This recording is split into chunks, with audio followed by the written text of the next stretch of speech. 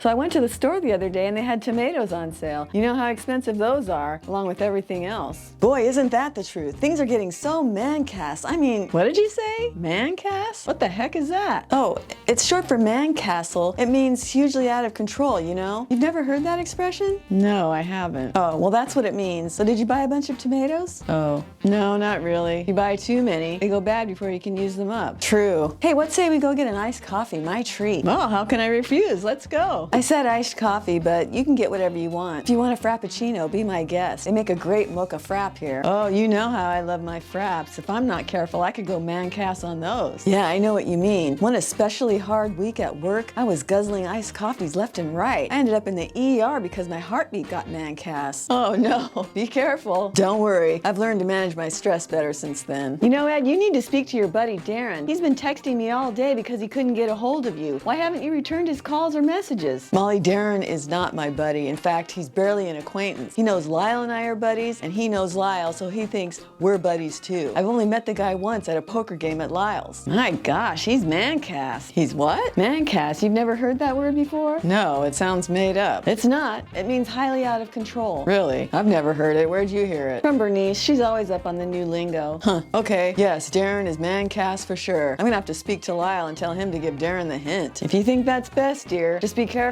Men don't like it when you criticize their friends. Men? You women get all man-cast about criticism too. All right, let's not fight about it. Do what you want, just be tactful. Hey Lyle, how's it going? Great, Ed, you? Great, yeah, so listen, your friend Darren, is he okay? What do you mean? Well, he called me 10 times yesterday, and he texted me and my wife a bunch of times too. He's gone completely man-cast. What? What's that? It means hugely out of control. Oh, well, how did he get your numbers? Yeah, exactly, I have no idea. Well, what did he want? He didn't say, he just asked me to return his calls, and then the text messages just said, "Hi, this is Darren. Hit me up when you get this message." I don't know, Ed. Give him a call and find out. But he's not my buddy, Lyle. He's yours. So, maybe he wants to ask you something about me.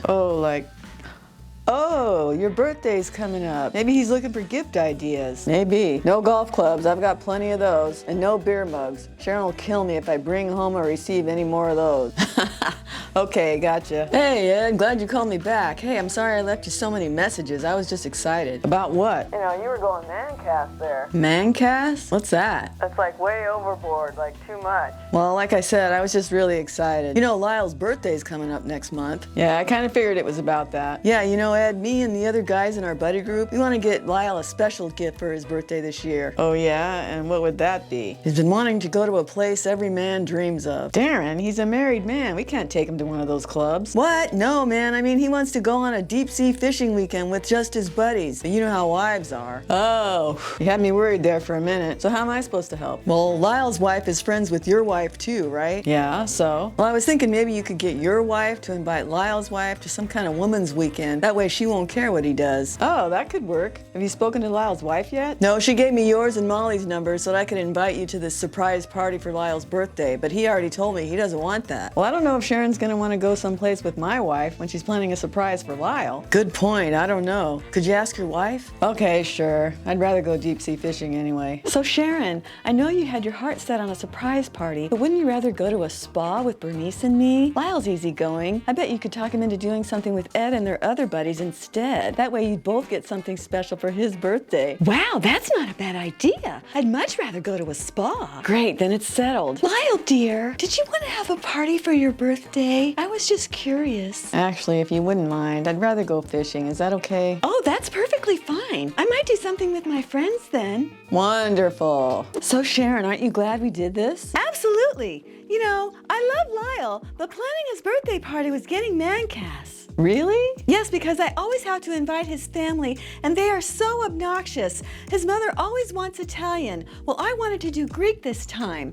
And then his brother tried to tell me what present to get him. Oh no, sounds like they're man-cast. Say, you know, ladies, I have a confession to make. What is it? That word, man-cast, man-castle, I made it up. Oh my gosh, really? Yeah, I hope you're not mad. Mad? I like it. Me too. Aw, thanks. Hey Ed, you know that word man-castle? Yeah? Bernice made it up. You're kidding. I've been using it all the time now. Me too. Oh well, who cares? We can have our own lingo with our friends. Must end. He said, quote, "This situation has gotten man-cast. Oh We must my reestablish trade gosh. with Mexico."